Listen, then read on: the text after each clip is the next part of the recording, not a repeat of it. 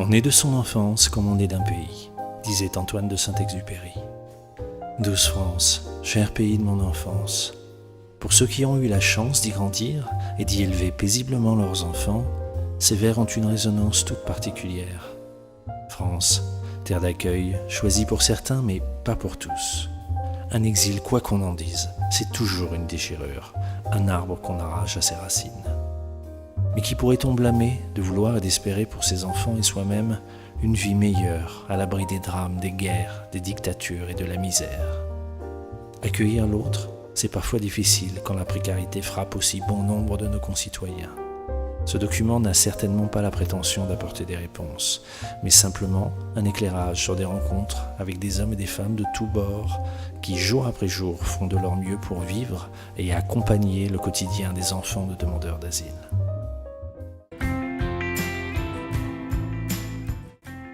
Leila, Rinor, Antigona, Blendina et tant d'autres, des prénoms venus d'ailleurs mais des enfances bien françaises. Un collectif d'artistes français s'est mobilisé autour de notre projet pour permettre à ces enfants de s'exprimer en chansons le temps de 4 créations originales.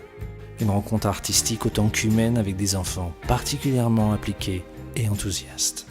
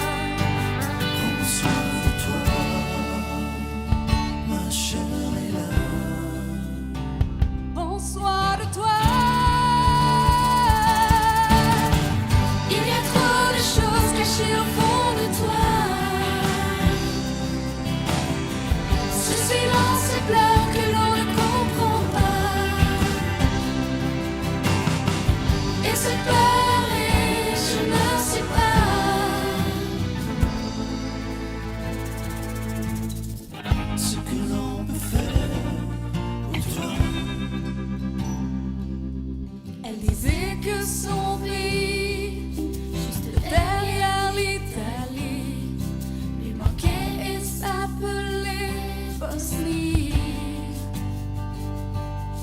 Elle gardait au fond des yeux la guerre, le bruit, le feu, comme on avait décidé les dieux. Elle chantait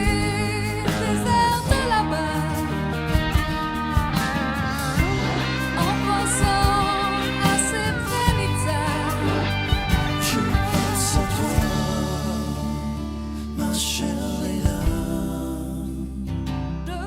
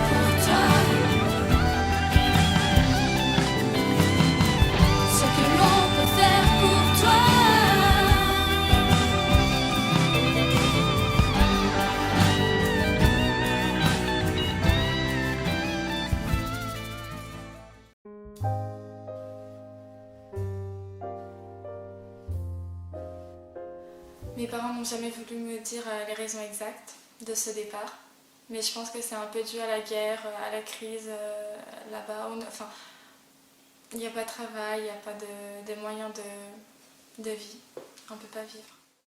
Je l'ai su un peu au dernier moment en fait, qu'on partait, et je ne savais même pas où on partait en fait.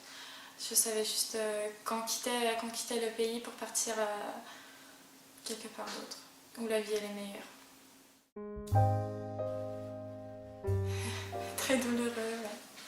Je sais qu'il y avait beaucoup de larmes au départ. Ouais, c'était douloureux. Une enfant de 9 ans, toute sa vie. Les amis, la famille, les grands-parents, enfin tout. Je connaissais, oui, ce qu'on nous apprenait à l'école. Mais non, j'avais pas de précision sur... je savais juste un pays, enfin un nom, la France, c'est tout. D'abord on est arrivé, donc on était un peu partout. Enfin, d'abord on n'avait pas de logement où habiter. Donc on était 7 jours dans un endroit où on dormait le soir et puis on sortait le matin à 7h du matin. Voilà. Après la journée, donc on passait les journées dehors, sous la pluie, sous la neige. On les a pas eu tout de suite en fait, les papiers français. Enfin, on n'a pas eu tout de suite le statut positif. Donc on a dû attendre très très longtemps. Il y a même un moment où on s'est dit qu'on n'avait plus le choix que de retourner en Bosnie, quoi. Et moi je me suis habituée déjà ici, donc 3-4 ans c'est pas rien. Je voulais surtout pas retourner. Donc c'était très douloureux pour moi parce que j'étais petite, j'avais 13 ans. Donc, et à cette époque, tous mes camarades avaient déjà leur statut, donc ils étaient sûrs de pouvoir rester en France. Donc je m'étais intégrée à l'école, je parlais français, j'étais bonne à l'école. Donc pour moi c'était très dur l'idée de retourner en Bosnie, qui était un nouveau pays entre guillemets pour moi en fait. Voilà. C'est moi qui ai fait à peu près, qui était avec eux durant toute cette démarche administrative. C'est moi qui ai fait les traductions, enfin j'étais au courant de tout ce qui se passait en fait. C'est pour ça que ça m'a fait autant mal. Ce qui me faisait le plus peur, c'est oui, malgré toutes les démarches qu'on avait faites, qu'aucune n'était positive en fait. Donc voilà, c'est ce qui me faisait le plus peur. Et puis au final, il y a eu un moment où on savait vraiment, où on était sûr qu'on allait recevoir un QTM pour quitter le pays. Donc à ce moment-là, oui, on avait très peur. C'est le temps en fait, c'est le temps le problème.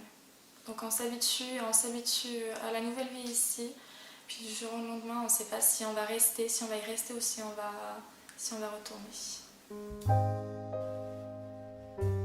Déjà avoir le bac à la fin de l'année, m'inscrire en BTS, continuer donc mes études, demander la nationalité française, donc c'est ce que je suis en train de faire. Je suis en pleine période, j'ai déjà fait la demande, donc j'ai passé mes entretiens, donc j'attends la réponse.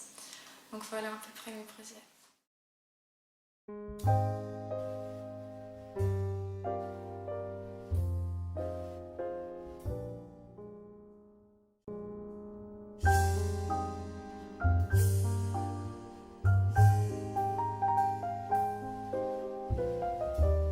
Mes parents, ils ne m'ont jamais expliqué pourquoi. Mais j'ai commencé à comprendre un peu.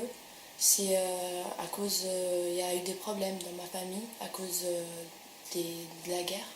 Il y avait la guerre en 1998. Et après, il y a eu des conséquences encore. Il y avait des agresseurs pour ma mère. Et maintenant, ma famille, on était obligés de quitter Kosovo. Et voilà.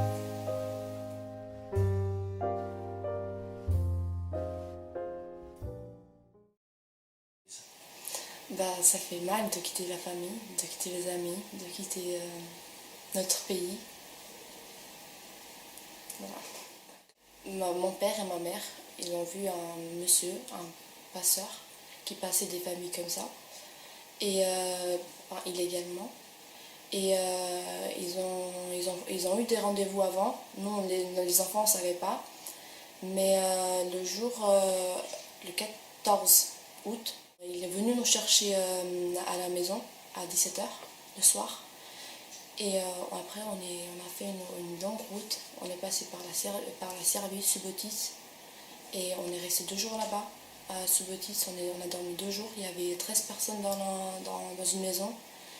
Et après, à 9h le soir, ils nous ont pris et on devait marcher 7h30 à pied pour passer la douane de Serbie-Hongrie.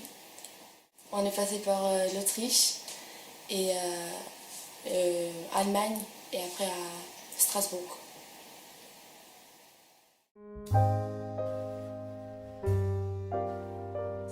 Au début, c'était... les gens me voyaient tout être comment dire, en 6e, quand je suis rentrée au collège, les gens me regardaient mal, me parlaient pas au début, me calculaient pas. Donc c'était un peu dur la rentrée en 6e. Et après, je me suis intégrée. Mais c'était les premières années de 6e, c'était un peu dur parce que les Français ne voulaient pas m'intégrer dans leur groupe parce que j'étais une étranger et que je parlais pas français, je parlais même pas un mot français.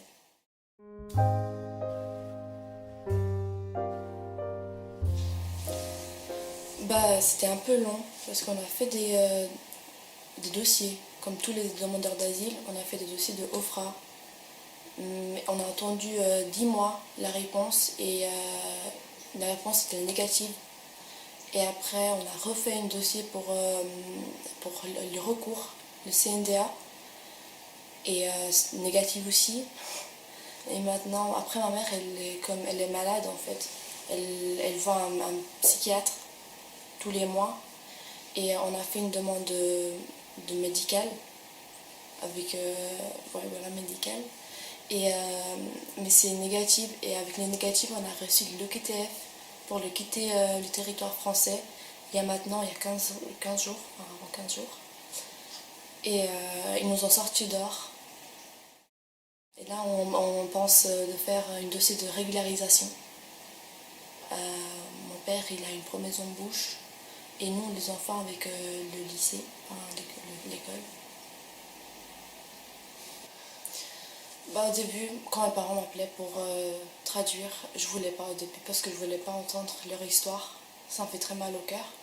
J'ai entendu plein d'histoires des Kosovars parce que j'ai traduit pour les Kosovars, beaucoup. J'ai fait de la traduction et ça fait mal au cœur d'entendre tous ces mots.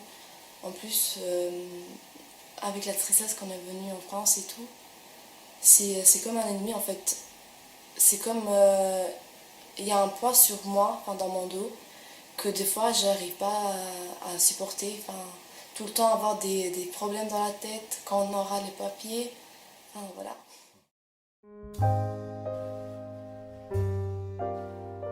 Je vis en France. Si j'aurais une baguette magique, j'aurais dit à la préfète de me donner les papiers. C'est ça, c'est mon objectif maintenant. Maintenant, c'est pour pouvoir vivre en France et travailler en France, avoir une avenir en France.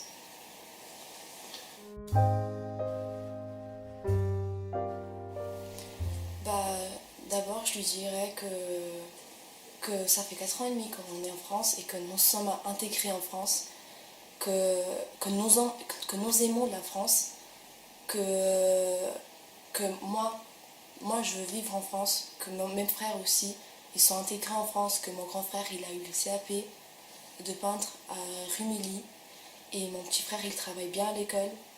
Et moi aussi j'ai commencé, ça fait 4 ans, j'ai eu mon brevet de collège et je suis en seconde à Port-des-Alpes aussi, je fais pour l'architecture. Mes parents ils sont un peu intégrés aussi, ils veulent apprendre le français.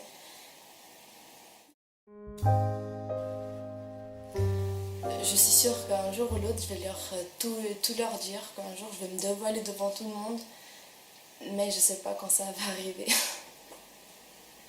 C'est que j'ose pas. J'ai peur de me faire rejeter, comme je me suis fait rejeter en 6e. Je vais pas vivre ces moments-là, enfin, voilà.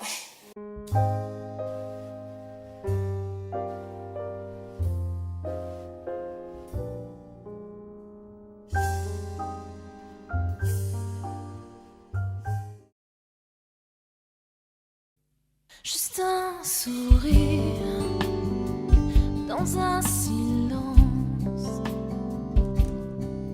et on se ressent bien au-delà des mots. Meilleur ou pire, quelle différence, puisqu'on vit ensemble le hasard de ta peau. De nos villes, de nos villages, les mêmes peurs, le même courage. Ma vie s'écrit avec toi. Il était une fois.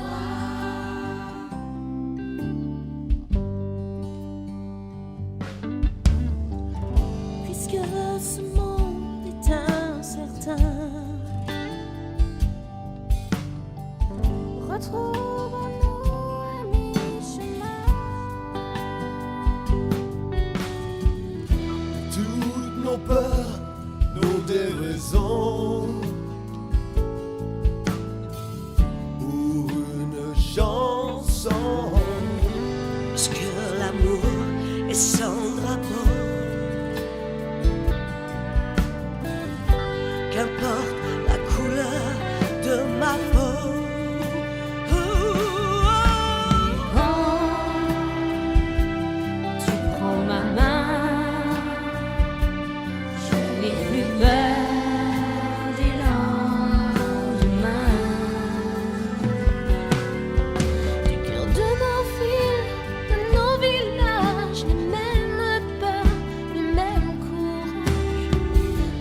S'écrit avec toi. Il était une fois. Ma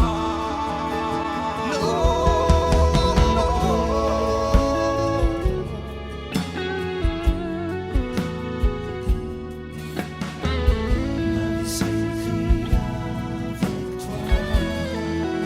Il était.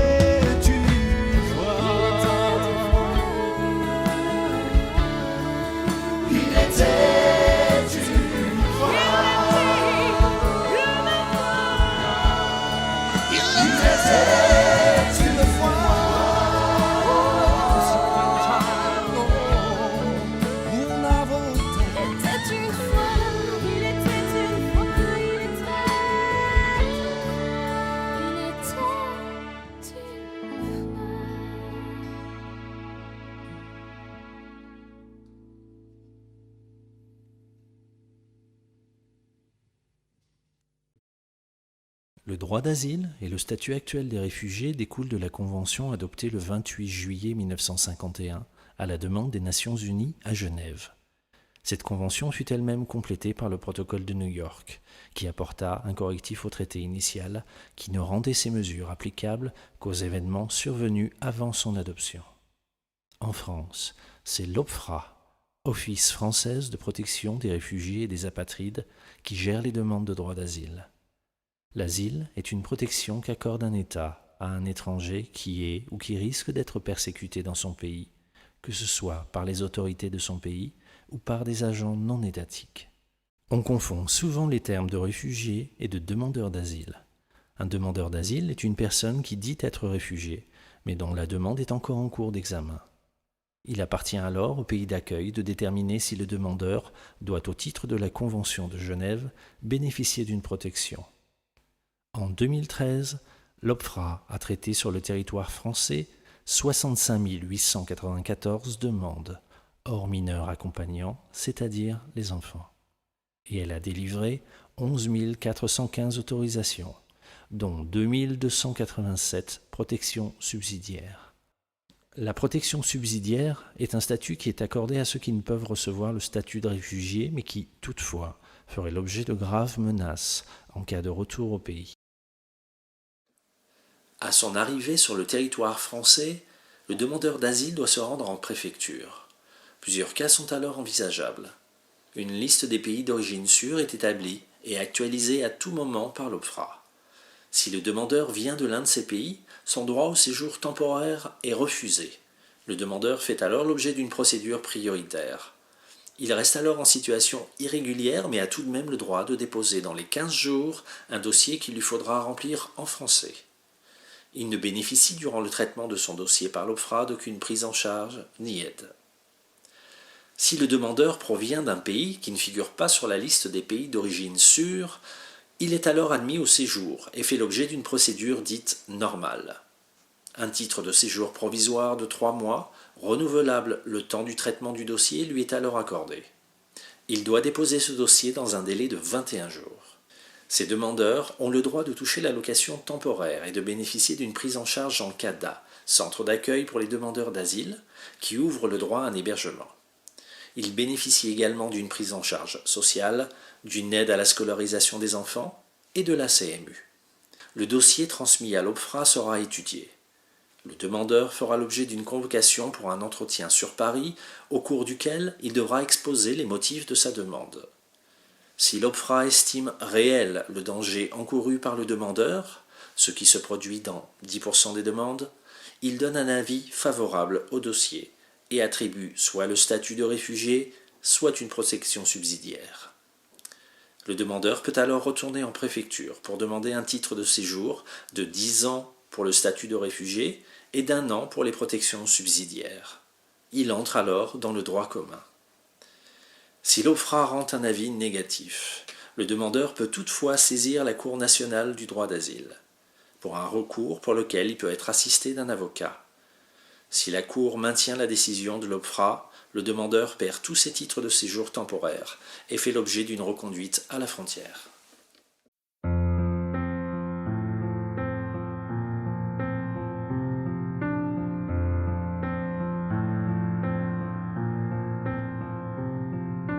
Faces are slowly fading, like evening falls on you.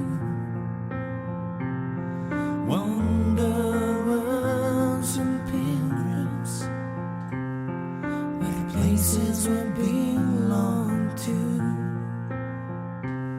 Since you're in the mind to keep the cold away. Your heart is my homeland. When there's nowhere to belong, can you smile to wisdom? When there's nothing to be strong, when you go over the lines, when darkness will doom the day. If you let me stay, keep your forehead on my window. And the morning sun astray, and my fingers drawing rainbows on a steamy November